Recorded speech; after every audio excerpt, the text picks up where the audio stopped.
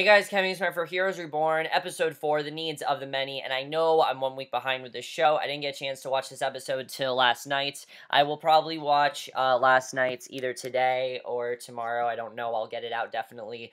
But I don't know, I honestly didn't know how this episode was going to be because I've been very back and forth with this show. I really like the premiere, but the third episode was kind of a step down for me. I think the third episode kind of showed that they're not doing as much as I wanted them to, and this episode as well, I thought was better than the third episode, definitely better than the third episode, but again, there are just some storylines that I'm not as invested in as I should be, and I know that all of these characters are going to come together apparently next week. At least that's what it seemed like in the promo, that they're coming back together next week, but it just, some of these I'm just not that interested in. I'll get into some of the stuff that I really did like in this episode, but let's get into it overall. There's a lot to get into, and let's just get into it. So we start with Anna and Tommy's car wreck from the end of the last episode, and Tommy calls to his mother, but just stands there in the car, and then she finally comes to as well, and she says she wants more time with him. She says it's too dangerous and he has to go. He touches her and sends her away using his power, and then he collapses, and at the hospital, nurse finds Anna on the floor of the ER, and basically she got some proper hospital care, so that's good. So then we see in St.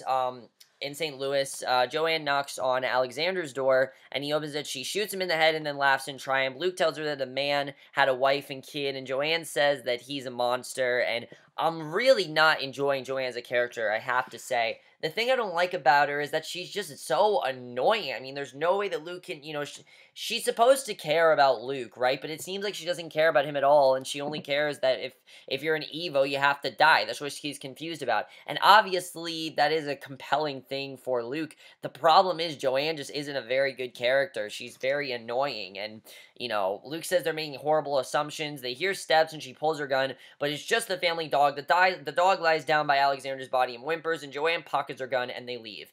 And yeah, it is interesting that Luke is, suddenly not on, Joanne's side with this anymore. I do think that's interesting, but of course we know that she's probably going to want to kill him because obviously he's turning into an Evo. So in the Arctic Circle, we see a woman appear from nowhere. She's praying on her prayer mat, then shoulders her backpack and trudges it off into the tundra. She sees a moth in the distance, heads for it. She looks around, then climbs over a hill. She says, "My God," checks her compass, which is whirling like crazy. And we get a lot more with Malina in this episode. We've seen Malina so far 2 times in each episode, but finally in this episode we actually get some good stuff with her, which I'm happy about because she's the one character that I didn't feel they were utilizing very well at all, and finally here we get some good stuff with her. Because Malina's there behind her, asks if it's time to go south. Malina says she's ready. She tells Malina that she should be more scared since the fate of the world is in her hands. She thaws a field of frozen moss. They all fly away thanks to her powers, and yeah, so then we get what I think is my least favorite storyline right now, which is Miko. I'm sorry, I don't like the way they're handling Miko at all. It's boring, it's slowing things down, and I'm not invested at all in this. Because basically, Ren tells buys tickets for Miko's trip to America. He shows her that he's internet famous, and again, buying tickets to America does connect some of the storylines together, but I'm just not that interested in this right now. He shows her that he's internet famous, and the cab driver thinks he's doing porn. Miko laughs, and Ren explains he's a gamer, not doing anything dirty. He says people watch him play games. He shoots a video saying he's with real-life Katana Girl. He says he needs their help with the quest. He tells them to dress up as Evanor characters and meet at the gates of Renatinus tomorrow, and Ren tells her not to doubt the power of social media. And at Renatinus, Quentin and Noah sit outside, which by far they have the best storyline in the episode. I really like what they do with Quentin and Noah. And Quentin calls them digital sheep. Noah reminds him he was one of those sheep at one point, and Noah says they need to find a way into the research lab, and Quentin is worried that they're also channeling Phoebe's power somehow, which of course Phoebe is Quentin's sister, and Jose uses his powers to reach through an engine and work on his dad's muscle car. Carlos comes in limping and looks rough. He checks out the engine and is impressed with Jose's work, and Carlos hugs him, then picks up a tool from the ground. Jose asks what's up, but Carlos is fixated. He looks at the car and says they need bulletproof glass and Kevlar, and again, another storyline I'm not as interested in. They've had some good stuff setting up with Carlos. Him, basically everyone he sees is an Evo. That's very interesting. but it's starting to slow down to the point where I'm not as interested in his storyline as much, just because there's much more interesting things going on in other storylines. Especially in Quinn and Noah's, specifically with the character of Taylor, who I really liked in this episode, because Quinn lurks outside when Taylor walks by. Noah creeps up, puts a gun to her side, tells her she's going to help them break out Molly, because obviously we know Molly's in the ward right now, and they're going to basically test on her, and they ask about her mom's research division, and she recognizes him and calls him the OG bag and tagger, and Noah asks what kind of mother puts her kid in this line of work, and says maybe she doesn't care if her daughter catches a bullet, and Quinn says he tried to ask her mom about his sister, but he couldn't get near her. He says he can get all his answers from her, and Quinn says that her mother is kidnapping people, and Noah asks what she thinks her mother's up to, kidnapping human beings and hurting them, and he says her mother is lying to her to protect her from the truth, and Noah says she should question her mother. So Taylor then goes to Erica, and this was really interesting. I was thinking that Taylor was just as deadly as Erica, but no, she actually turns against Erica in this episode. I really like seeing this. I mean, I like compelling characters, and Taylor is the definition of a compelling character. I really like what they're doing here. So she asks her mom what happened to Francis, and her mom says she shouldn't be sleeping with an Evo. She asks her mom why she's a bigot, and Erica says she has no idea what she is or is trying to do, and Taylor asks why she's writing them up, and Erica talks about aluminum, how it used to be rare and prized, and she says once they figured how to master it, it went from royal to commonplace. And Taylor says to stop because this is not a TED Talk, and that's true. All her mother is doing is trying to persuade her and give her reasons as to why she's doing this. And Erica says she's creating a world of imminent supply to spare her from a terrible future, and Taylor asks again why she needs Evos. Her mother says to save our species, and then asks if Taylor trusts her, and I'm not really sure if she trusts her at this point. Everything going on with Tommy in this episode I thought was pretty interesting, because then we see Brad and Emily. They show up to check on Tommy at the hospital. The nurse tells Tommy that his mother needs her transfusion, but they don't have her blood type. Tommy offers his, but Emily thinks it's a bad idea. He says he has no choice, and basically Malina and her mentor, Farah, make it down to Canada where it's much warmer. Farah reminds Malina why they kept her hidden in the Arctic, and she says their enemies have been hunting her, intent on killing her since her birth, and Farah says they must focus on life, and she tells Malina Earth and the girl grows a tree from the cold ground. It's fully formed, and she smiles, but then a hiker comes up on them, and Farah approaches the man and tells him to calm down. He dials his phone to call for help, but Farah goes invisible and punches his lights out, and she tells Malina that her training is suddenly over. So, okay, that was interesting, that we saw that. I'm just not that invested in the storyline because we didn't get it from episode 1, and already it's just not that interesting. It's just her training her, and obviously we know something bad is coming, but it's just not as compelling when they keep saying something bad is coming, something bad is coming. I get it, something bad is coming. You don't need to remind me every 5 seconds. It's kind of annoying, the way they're doing that. I don't like the way they're dragging this out. I definitely don't like that. I'd be fine if this was a show that had 22 episodes, but we have 13 episodes. There's no reason to drag this out as much as they are, and I'm not really a fan of that.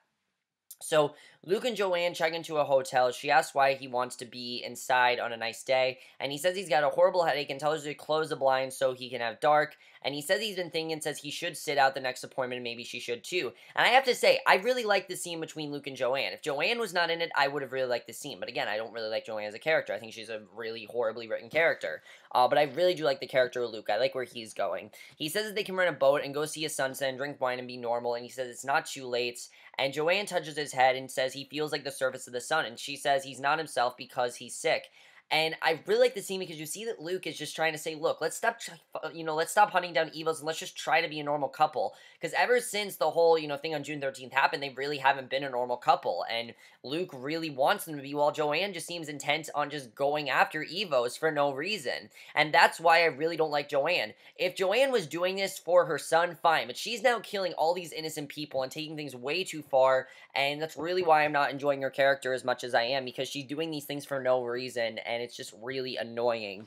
So, he talks about how he still loves her, which I don't understand why he loves her. There's no reason. She clearly does not love him. She leaves with her gun tucked into her pants, and Luke puts his hand into the sunlight, and it glows like a supernova. He grabs a glass of water in his glowing hand. It boils. He throws a glass across the room because he didn't expect that to happen. He's still getting startled by his new powers, and he doesn't really understand them yet. So Luke opens the blinds, lets the sun come at him. He sees purple lights all around him like at the Arctic, and I thought that was interesting the way they did that, kind of to contrast the two. And Carlos then sees the Northern Lights too. So does Miko on the plane and Noah on the ground. And that was very Sense8-like, which I really liked. If you know in Sense8, they usually use an object and someone would see something like that. That's really interesting. I don't know how they did that, though. How they all saw this, I don't fully understand how they did that, because they're not connected like that. This is not Sense8. I mean, it was a cool way to blend the characters together and show that they are all going to come together again. But how are they seeing this? I don't understand. It just doesn't really make sense to me. So the nurse tells Tommy it's beautiful. Malina asks Farrah if they know what's coming, and she asks what if she can't save it all by herself. And Farrah says she'll have help even if the others don't know it yet. And basically, she's gonna have Malina. She's gonna have Malina train on her own. So on the plane, Miko looks out at the window and says she can't stop thinking about what the man at the tower said about her being dead. And Ren says if she was dead, she'd be a zombie and teases her. And this whole scene, I just didn't give two shits about. I'm sorry, I'm not interested in this story. I wish I was, but I'm just not. Because, one, we know that Hyro is her father. You don't have to hide the fact that Hyro, however you pronounce it, we know he's her father. Two, I just can't really get that invested in a storyline about video games. It's just not that interesting to me, and they're not utilizing this character very well at all. In fact, I kind of feel like Miko could just be taken away from the show altogether. The only reason she's there is to bring Hyro back. That's the only reason, and other than that, I really am not enjoying her character. I want to like her character, but I'm really not, and I was hoping to get a Sun vibe from her, because again, I really want the show to be like Sense8, and I heard the original Heroes is very much like that. That's why people told me to watch this show, because Heroes is very much like Sense8. I was really expecting a Sun vibe from her, and we're not getting that at all. You know, she is a badass when she's a badass, but I just don't find her that interesting. So, basically, Ren tells her that it's her destiny to get her dad out of the game and tells her to be heroic, and it's just, we're getting the same piece of information every episode. There's really nothing new here. She's still trying to help her father, and there's really nothing more to it. That's my thing with some of these storylines. They're very one note, and they're not really going anywhere.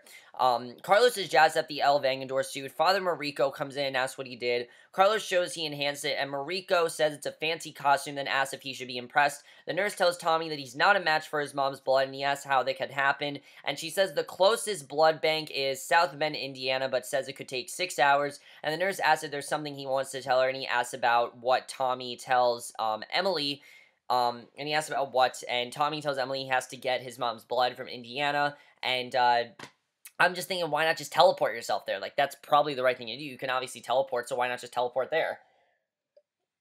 It would make sense to do that. So, at Monotonous, Taylor tries to scan herself in it, but it says access denied. She asks the guards if they know who she is, and she drugs the guards, and then Quinn and Noah run in, and she says they need to hurry and find Molly, and I really am loving what they're doing with Taylor's character, like I said.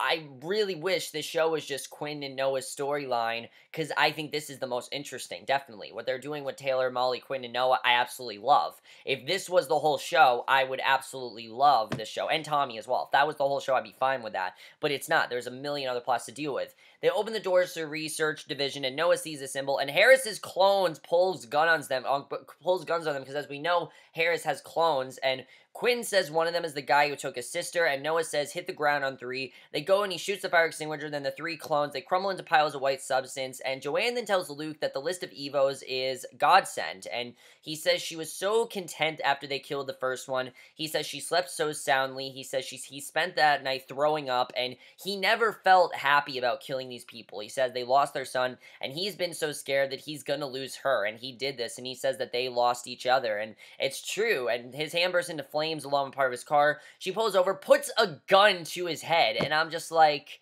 he's trying to tell you that, you know, he cares about you, and yet you're gonna kill him just because he's an Evo is really stupid. And I get, again, that she's trying to go after her son, but this is her husband. It's so stupid, and I don't like the way they're handling this storyline at all. They're not utilizing her character very well. I'm not a fan of this by any means, and I'm really not enjoying this at all. I don't really like what they're doing with Joanne here, which was why I was so happy that she left. I hope she doesn't come back. Please tell me that I hope she leaves forever, because I don't like Joanne. Honestly, Joanne is really not a good character. And Luke starts crying as he watches her walk away in the side mirror, and hopefully Luke can get really interesting, because he is a good character, I will say that. Luke as a character is really good, and Zachary Levi is doing a really good job in this role. It's just Joanne that's ruining it, and he glares his glowing hand, then it calms back to flesh, and it's not just that Joanne's writing is bad, the actress isn't, I think, very good either. I really don't think the actress is that good that's playing Joanne. She's not very good at all.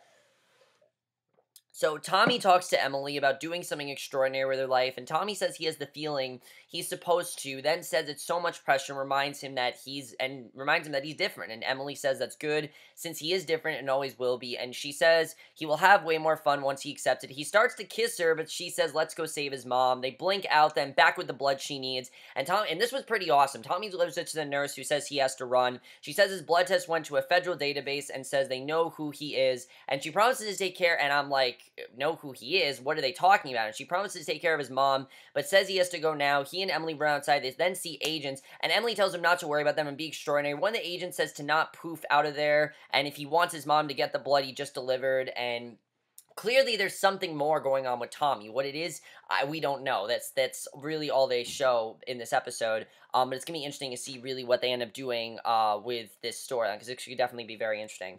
So Jose, we then see that Carlos finishes work on the Batmobile. He's just as Jose shows up, and Carlos cranks the car and guns it, and Jose asks to ride along, but Carlos says it's too dangerous. He tells the kid to hold down the fort and takes off, and Jose's man throws a bolt which clatters down beneath the grates into the secret tunnel. He hears and goes to investigate. He slides the grate back and goes down the stairs, picks up the bolt, looks around. He sees the board of evidence and the El Vengador costume, the original one, the mask. He comes out of the grates with the mask as Father Mariko shows up, and Jose says he was afraid to show his dad what he could do, and Mariko asks what he can do, and Jose puts his hand through a car window. Then the dirty cop Deering shows up, and again, I don't remember these characters because there's a million storylines going on here. He tases Mariko, and his buddy grabs Jose, and I like Jose kind of becoming like a vigilante. I think that is very interesting. I really like where they're going with that. That could definitely be a very compelling storyline. I definitely like that.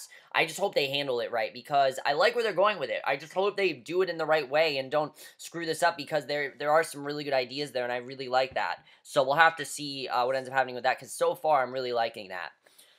So, basically, then we see Ren and Miko lurk outside Monotonous. He says his plan is in motion. He says with so many Katana girls around, it will be easier to infiltrate. She talks about flipping over the fence and sneaking in, and basically, she comes up and the other nerds, they're cosplaying Freak Out, and she and Ren are swarmed by screaming fans. It was so stupid. They're screaming fans. It's stupid, honestly. I'm sorry. I don't care about this plot. I really don't. Quentin runs around the room looking for Phoebe because he knows that Phoebe is probably there. He's assuming that she's out there. And Noah tells her that these are all Evos, and she spots Francis and calls her mom a lying bitch, and Noah says he once knew a man who could collect powers through their brains, but thinks Erica's found another name, and I believe that person is Hyro that can do that, and Molly then calls out to Noah. He goes over to her, starts to unfasten her. He says it's going to be okay, but she says that there's no stopping it, and this scene was incredible.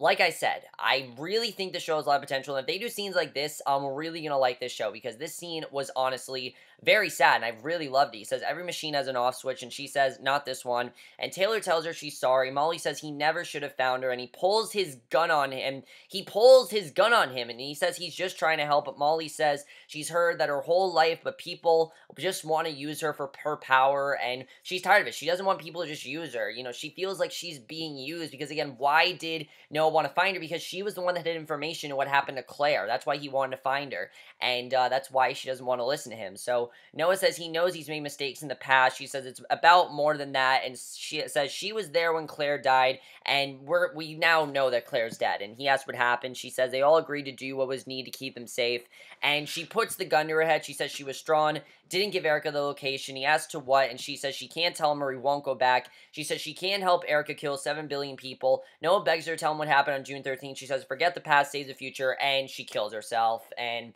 I honestly thought that was really great, because it makes sense why. I mean, we got to get rid of some of the characters on this show. There's already too many characters. So by doing that, we have one less character to focus on, and I definitely really love seeing that. And that scene I thought was actually very well done. I really enjoyed that. An alarm then goes off as soon as she dies, and again, there's information that she did not tell him, and now Noah probably is going to try to figure out everything that happened on June 13th on his own now, because now he doesn't have Molly. He has Quinn, but he doesn't have Molly. So Quinn says they have to leave her or they'll all end up dead, and Harris comes in, sees Molly, then reports to Erica that Molly killed herself, And Harris is a very menacing villain. I'm really liking him. He says she got held of Noah Bennett's gun and Taylor was with him. And Erica says bring them to her. She asks about Epic, and he says only local tracking works now that Molly is dead. And he says the devices work because, Molly was their way to get Epic to work. And now they don't really know how they're going to do that. So I like how Molly not only killed herself because she was pissed at how everyone was treating her, but also forfeited, Epic's plan. I think that definitely is very interesting.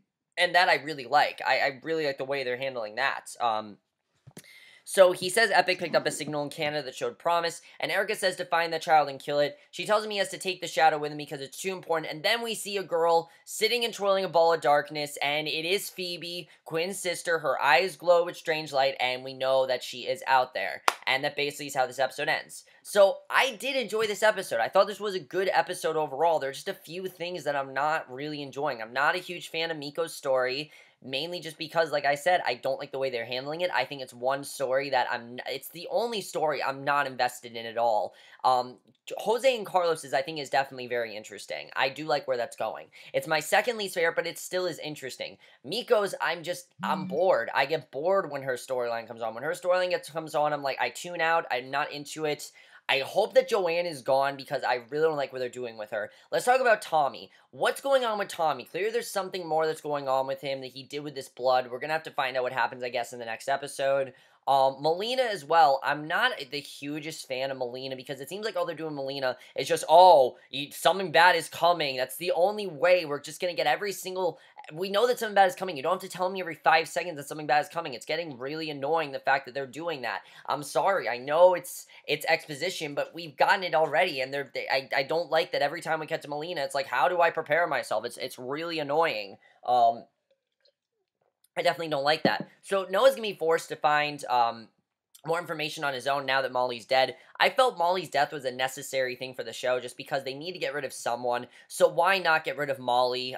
She's not a main character. Really great actress. Sad to see her go, but I really like seeing that. I like seeing Taylor as well turn against her mother. That definitely is going to be very interesting. Hasn't really gone anywhere yet. Now she's working with Noah, of course, but definitely I feel like Erica's going to lash out of this. She's going to try to get her back, and that's definitely going to be interesting to see what happens there.